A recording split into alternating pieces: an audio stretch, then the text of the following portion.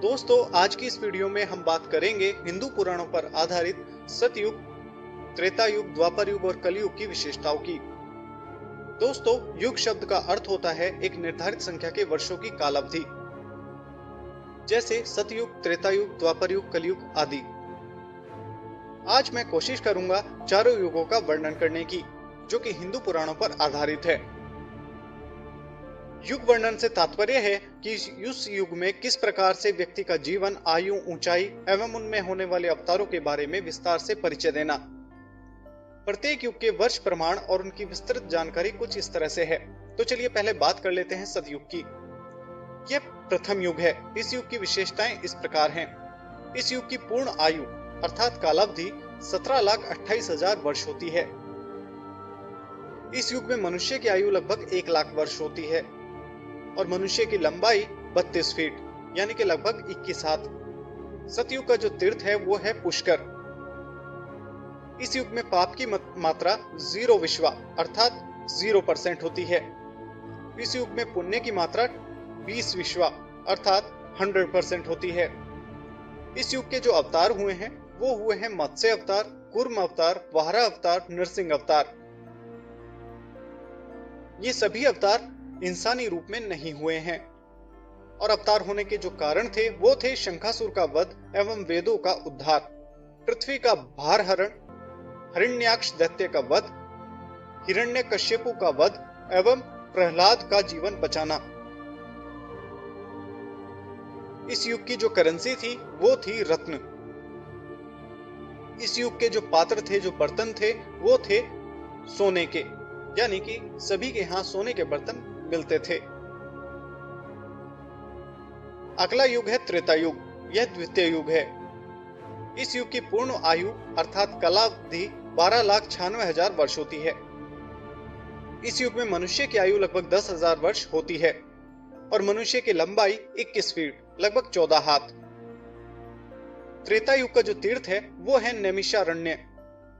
इस युग में पाप की मात्रा 5 विश्वा अर्थात 25% और इसमें पुण्य की मात्रा 15 विश्वा अर्थात 75%। इस युग के जो अवतार हुए हैं वो हुए हैं वामन अवतार, परशुराम अवतार, राम अवतार। श्री राम का जन्म राजा दशरथ के घर हुआ। अवतार होने के जो कारण थे वो था बलि का उद्धार कर पाताल भेजा गया, मदान क्षत्रियों का संहार किया गया, रावण वध हुआ एवं देवों को बंधन मुक्त किया गया। इस युग की जो करेंसी थी वो थी सोना और इस युग के जो पात्र थे, जो बर्तन थे वो चांदी के। अगला युग है द्वापर युग। यह तीसरा युग है। इस युग की पूर्ण आयु अर्थात कालावधि 8,64,000 वर्ष होती है। इस युग में मनुष्य की आयु लगभग 1,000 वर्ष होती है। मनुष्य की लंबाई 11 फीट लगभग 7 हाथ। द्वापर युग का जो तीर्थ स्थान है वो है कुरुक्षेत्र।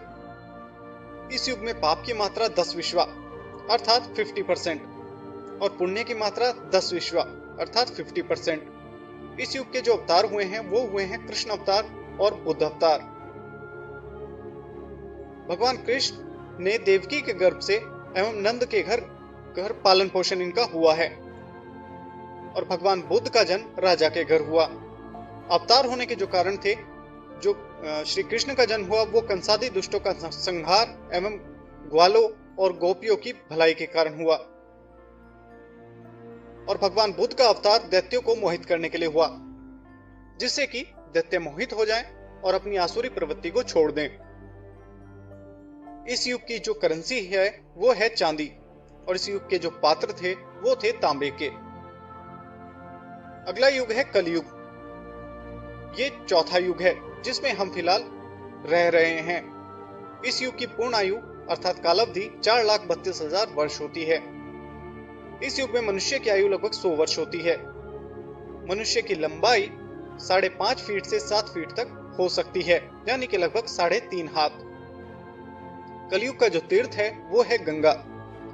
इस युग में पाप की मात्रा 15 विश्वा अर्थात 75% होती है और इस युग में पुण्य की मात्रा 5 विश्वा अर्थात 25% होती है। इस युग के जो अवतार हैं, अभी जो हुए नहीं हैं शायद होने वाले हैं, वो हैं कल्कि अवतार। इनका जन्म ब्राह्मण विष्णु यश के घर होना है। अवतार के जो कारण हैं वो है मनुष्य जाति के उद्धार और अधर्मियों का विनाश एवं धर्म की रक्षा के लिए। इस युग की जो करेंसी है, जो मुद्रा है, वो है लोहा। इस युग के जो पात्र हैं, जो बर्तन हैं, वो हैं मिट्टी के।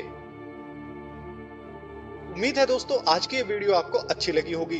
अगर आपको ये वीडियो अच्छी लगी है तो इस वीडियो को ज्यादा से ज्यादा लाइक और शेयर कर दीजिए ताकि ये जानकारी ज्यादा से ज्यादा लोगों के पास पहुंच सके। मिलते हैं अगली वीडियो के साथ, तब तक आप बने रहिए YouTube चैनल अक्षज एंटरटेनमेंट के साथ और नीचे लाल वाला बटन दबाकर अक्षज एंटरटेनमेंट को सब्सक्राइब भी कर लीजिए और बेल वाला आइकॉन दबाना बिल्कुल भी मत भूलिए ताकि आने वाली हर एक नई वीडियो का नोटिफिकेशन आपको सबसे पहले मिल जाए। तब तक खुश रहिए, मुस्कुराते रहिए। जय हिंद, वंदे मातरम।